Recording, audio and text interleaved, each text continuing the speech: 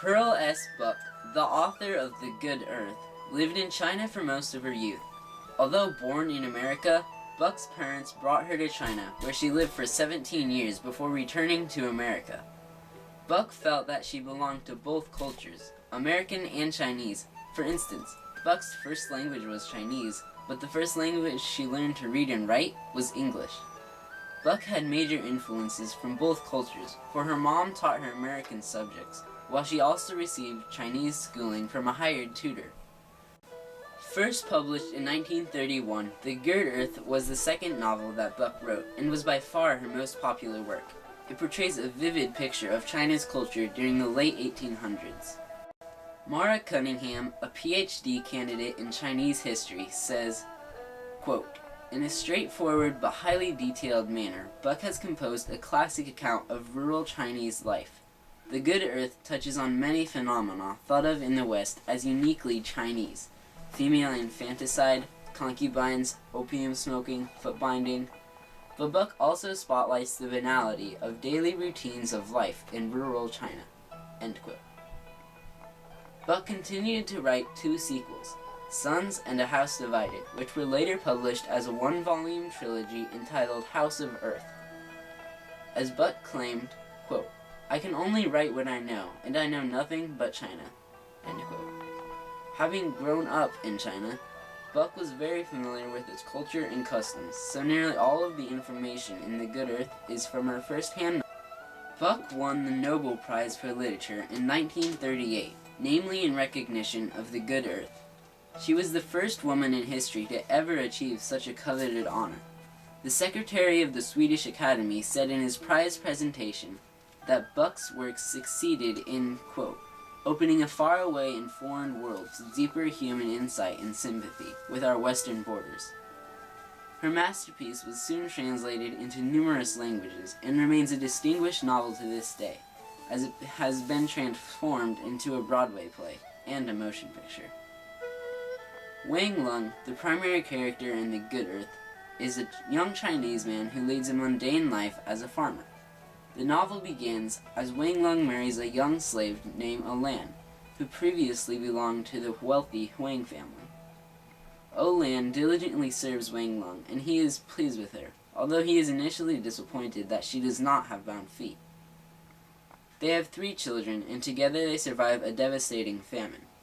The house of Huang suffers immensely, as the master is obsessed with woman and the wife is addicted to opium. Wang Lung is able to recover quickly from the famine, and after much hard work in the fields, he finds himself a wealthy man who can merely hire workers to do his labor for him. With his wealth comes idleness, and Wang Lung begins a sinful affair with Lotus, a beautiful prostitute. Wang Lung eventually buys her to be his concubine. Later, Wang Lung buys and moves into the House of Huang and lives there till his death. A major theme seen throughout the course of the book is that wealth corrupts moral values. As Wang Lung's wealth increases, he is able to spend more time in idleness. Before his days of prosperity, Wang Lung had little time to waste as he constantly needed to tend to his crops. However, when he is able to hire men to cultivate his harvest, Wang Lung has the time to relax and do things he otherwise could not. With his wealth, Wang Lung's moral values are changed drastically. He ignores all that Lan has done for him and strictly criticizes her big feet. When Wang Lung takes Lan's pearls and gives them to the prostitute Lotus, Lan is deeply hurt and miserable with her husband's new lifestyle. Because of Wang Lung's wealth, his entire attitude towards Lan is altered, as he realizes that they are a much more beautiful woman than she. Quote, "And it seems to Wang Lung that he is looking at Lan for the first time in his life, and he sees her for the first time that she is a woman whom no man can call other than she was, a dull and common creature who plods in silence without thought of how she appears to others." End quote.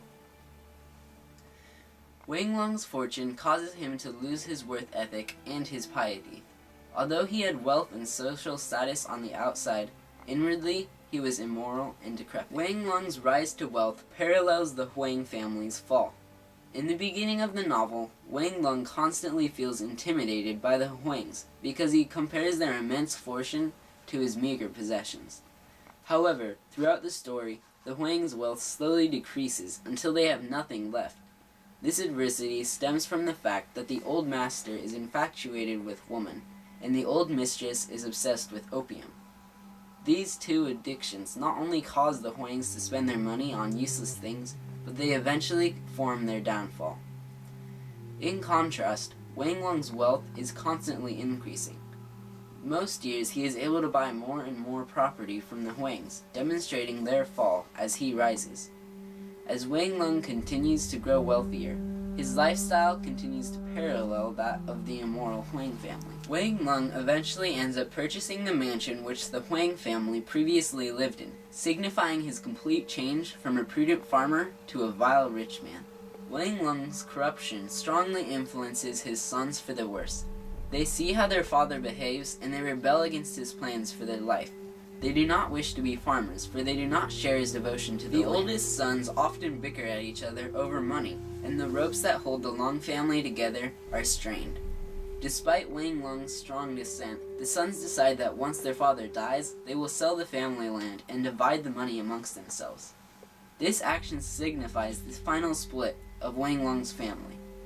In contrast, if Wang Lung had remained faithful to his profession as a farmer and had stayed true to his founding principles, he could have died in peace, knowing that he had started an upright family and used his authority to establish keen doctrines within his children. Wang Lung's sons would follow his example as a diligent man, and the vices of greed and impurity would be extinguished. However, wealth corrupted Wang Lung, and his depraved influence caused his sons to be immoral, and his family to fall apart.